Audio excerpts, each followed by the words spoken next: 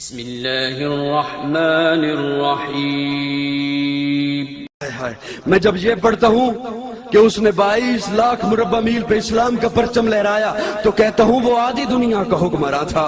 میں جب یہ پڑھتا ہوں کہ کفر لرزتا تھا تو کہتا ہوں وہ آدھی دنیا کا حکمراں تھا۔ میں جب یہ پڑھتا ہوں کہ شیطان راستہ چھوڑ دیتا تھا تو کہتا ہوں وہ آدھی دنیا کا حکمراں تھا۔ میں جب یہ پڑھتا ہوں کہ اس کے دور میں رعایا سوتی تھی، حاکم جاگتے تھے تو کہتا ہوں وہ آدھی دنیا کا حکمراں تھا۔ اور جب میں یہ پڑھتا ہوں کہ وہ بیواؤں اور یتیموں کا بوجھ اٹھایا کرتا تھا، میں جب یہ پڑھتا ہوں کہ وہ خود پیدل ہوتا تھا، سواری پہ غلام ہوتا تھا، میں جب یہ پڑھتا ہوں کہ وہ درخت کے سائے میں اینٹ لے کر سو جایا کرتا تھا تو کہتا ہوں وہ حکمراں بھی مگر کہاں تھا؟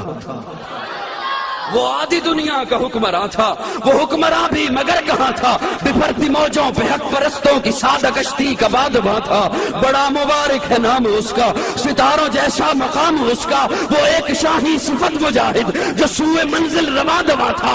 ابھرتے سورج سے تاج مانگا، سمندروں سے خراج مانگا، کسے خبر ہے کہ اس کا سکہ جہاں میں جاری کہاں کہاں تھا؟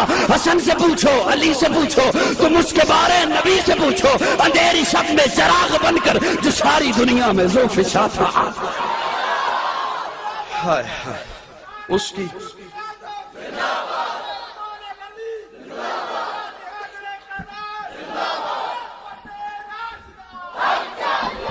ایک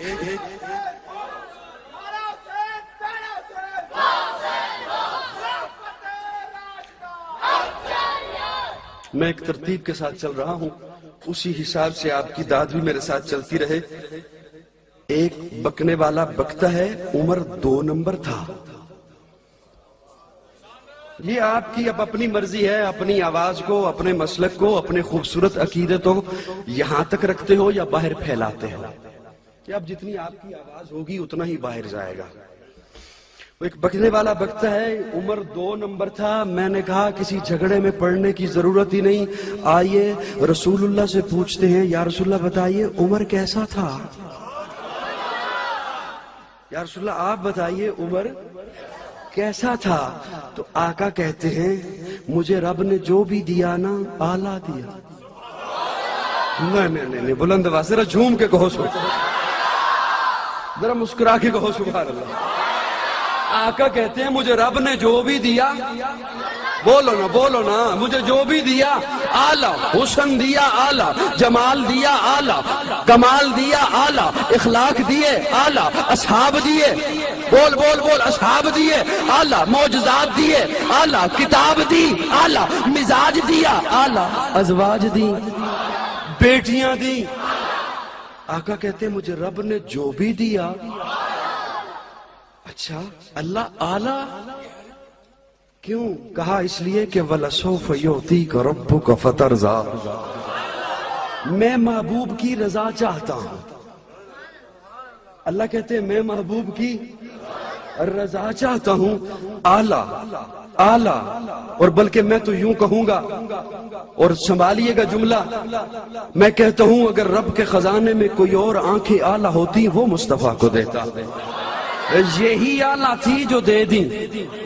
رب کے خزانے میں کوئی اور چہرہ آلہ ہوتا مصطفیٰ کو دیتا، رب کے خزانے میں کوئی اور پلکیں آلہ ہوتی مصطفیٰ کو دیتا، رب کے خزانے میں کوئی اور سینہ آلہ ہوتا مصطفیٰ کو دیتا، رب کے خزانے میں کوئی اور معجزات آلہ ہوتے مصطفیٰ کو دیتا، رب کے خزانے میں کوئی اور کتاب آلہ ہوتی مصطفیٰ کو دیتا، رب کے خزانے میں کوئی اور اصحاب آلہ ہوتے مصطفیٰ کو دیتا، رب کے خزانے میں کوئی اور سفینہ آلہ ہوتا مصطفیٰ کو دیتا، کوئی اور کرینہ آلہ ہوتا مصطفیٰ کو دیتا، رب کے خزانے میں کوئی اور شریعت آلہ ہوتی مصطفیٰ کو دیتا۔ تو پھر قاضی کو کہنے دینا رب کے خزانے میں خدیجہ سے، عائشہ سے، حفصہ سے، میمونہ سے، ماریہ سے، صفیہ سے، سودا سے، جویریہ سے، حبیبہ سے بہتر کوئی اور عورت ہوتی مصطفیٰ۔ اللہ نے اپنے خزانے سے ہر اعلیٰ چیز کو چنا، محبوب کو دیا۔ گرم چادر اوپر لی ہوئی ہو سبحان اللہ بڑی مشکل سے نکلتی ہے، اور منہ بھی پھر لپیٹ رکھا ہو۔ طالب علموں آپ تو توجہ کرو نا، اللہ نے اپنے خزانے سے ہر اعلیٰ چیز کو چنا۔ ہائے ہائے ہائے، ایک جملہ آیا ہے، اجازت ہو تو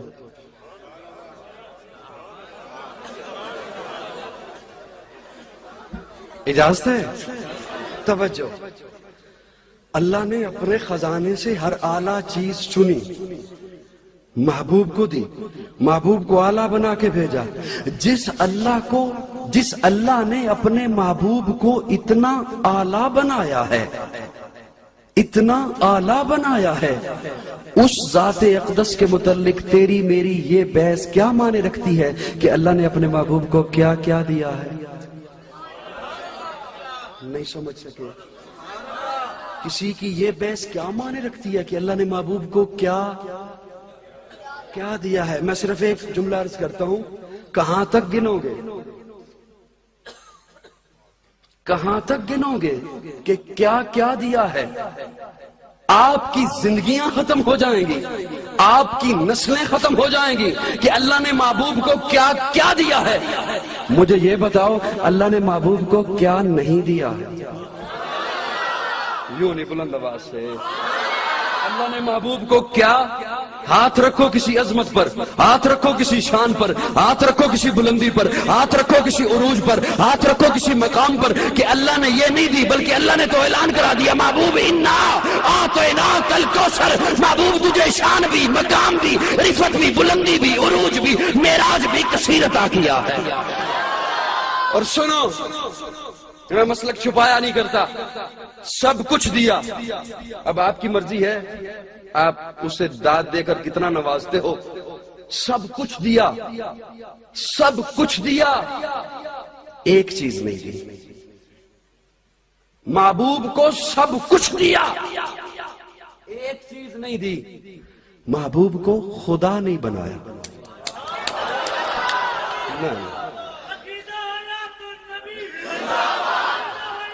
محبوب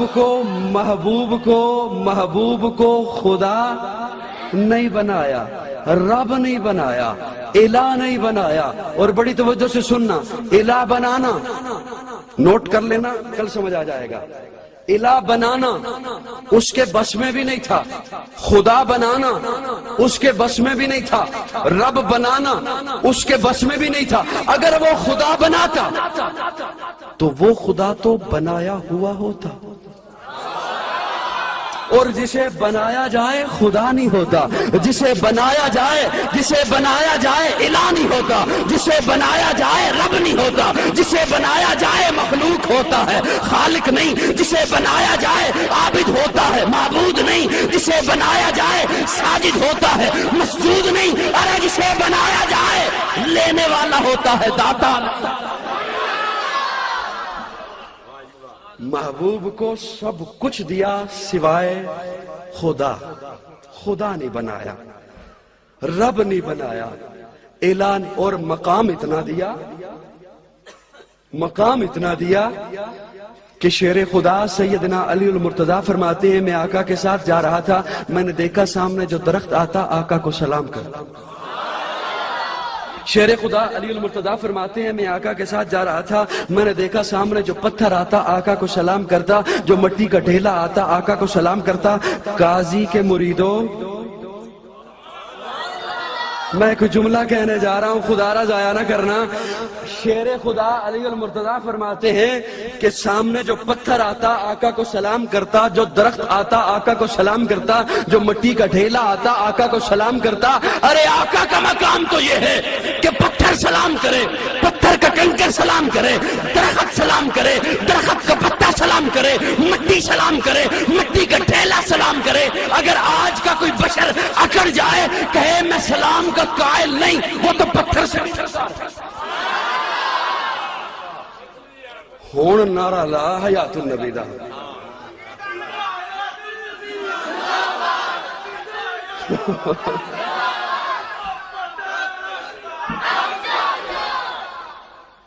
جیڑی موقع دی گل ہوئے دے مطابق نعرہ لا۔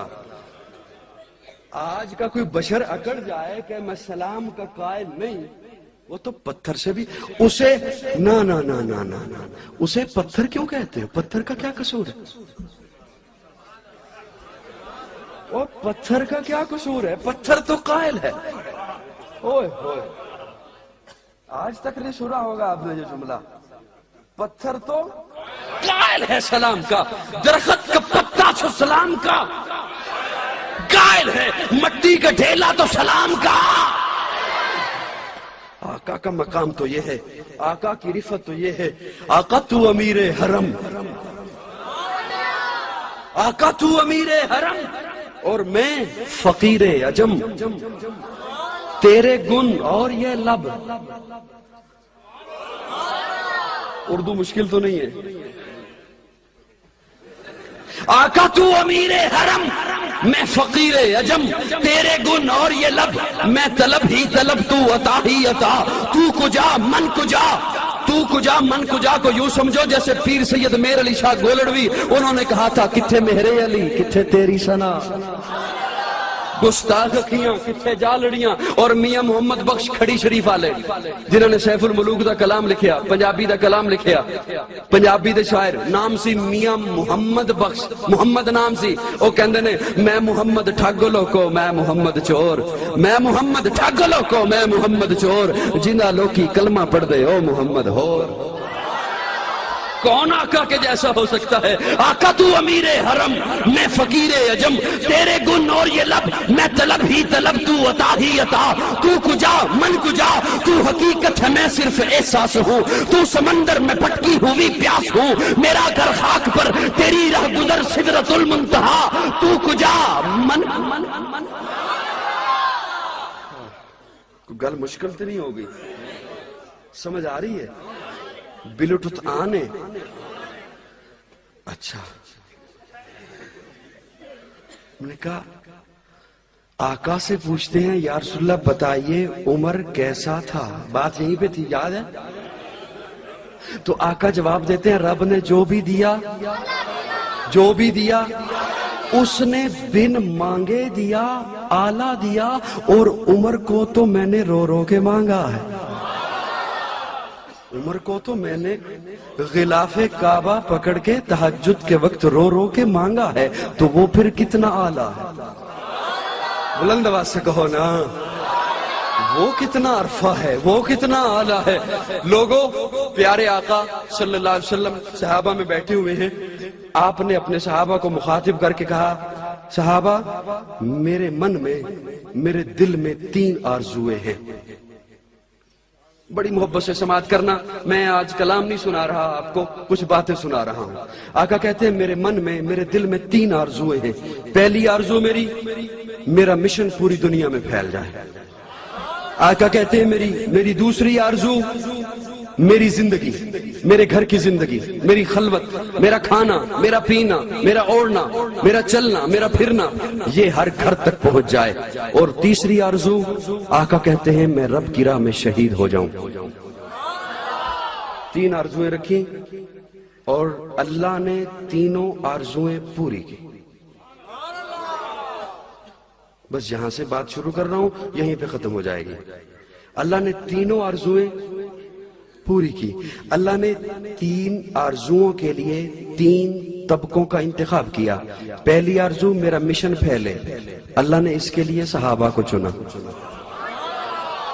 दूसरी आरज़ू मेरे घर की जिंदगी मेरे उम्मत के हर घर तक पहुंचे, इसके लिए अल्लाह ने अहले बैत अज़वाज मुतहरात को चुना। तीसरी आरज़ू मैं शहीद कर दिया जाऊं, इसके लिए अल्लाह ने हसन हुसैन को चुना। अब इजाजत है थोड़ी सी तफसील के लिए। पहली आरज़ू के लिए सहाबा को चुना, पहली आरज़ू के लिए सहाबा को चुना। और यहां पे एक लम्हे के लिए स्टॉप करके आपको एक और बात सुनाए देता हूं। 2 तबके ऐसे हैं, 2 जमातें ऐसे हैं जिनको अल्लाह ने बड़ी मोहब्बत से चुना है। एक जमाते अंबिया, एक जमाते सहाबा। आज अपनी मर्जी से कोई नबी नहीं बन सकता।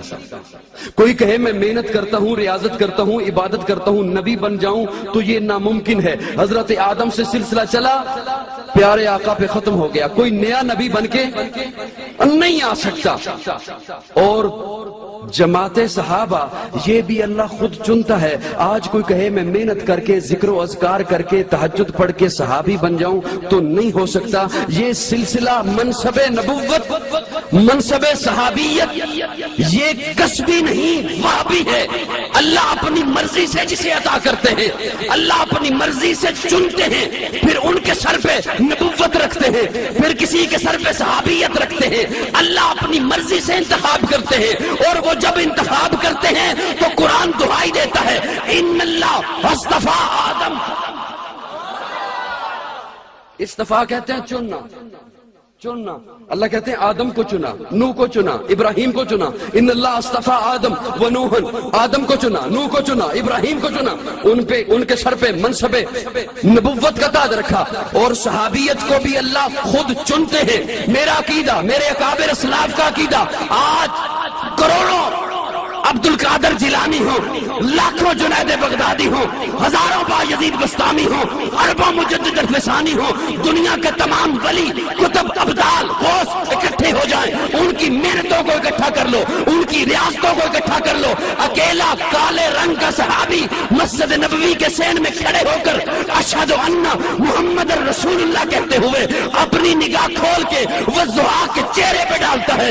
ساری کائنات کے ولیوں کی عبادت بلال کی اسے ایک نگاہ کا مقابلہ رہ گیا.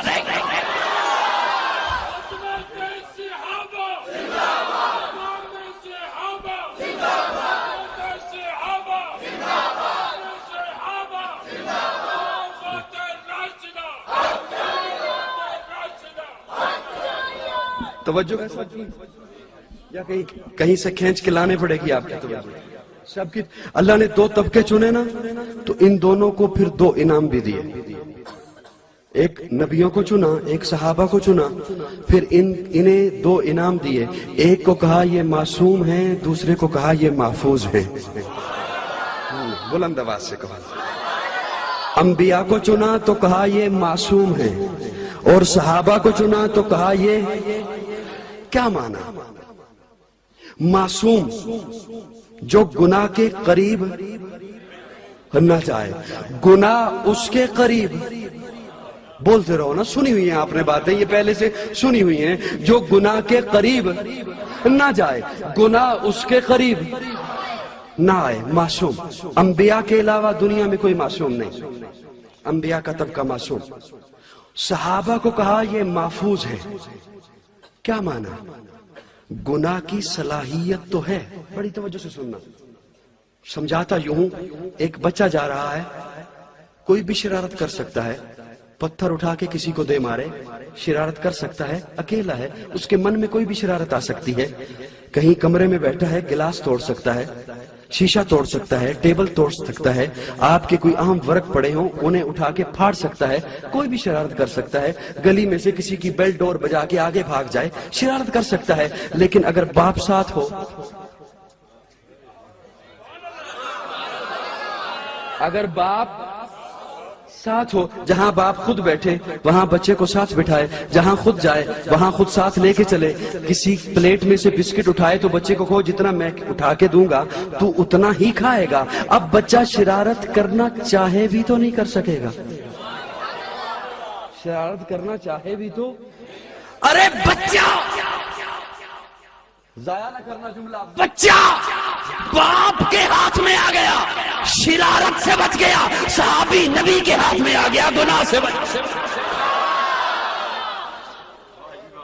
بچہ باپ کی نگاہ میں آ گیا، شرارت سے بچ گیا، اور صحابی نبوت کی نگاہ میں آ گیا، گناہ سے بچ گیا. یہ دونوں طبقوں کو اللہ نے چنا. اب جو کسی نبی پہ اعتراض کرے وہ نبی پہ اعتراض بعد میں ہے، پہلے رب پہ اعتراض ہے کہ تو نے کیسا چنا. کوئی کسی صحابی پہ اعتراض کرے وہ رب پہ، صحابی پہ بات پہ اعتراض ہے، پہلے اللہ پہ اعتراض ہے کہ اللہ تو نے کیسا چنا. اور جو اللہ پہ اعتراض کرے وہ مومن کیسے ہو سکتا ہے؟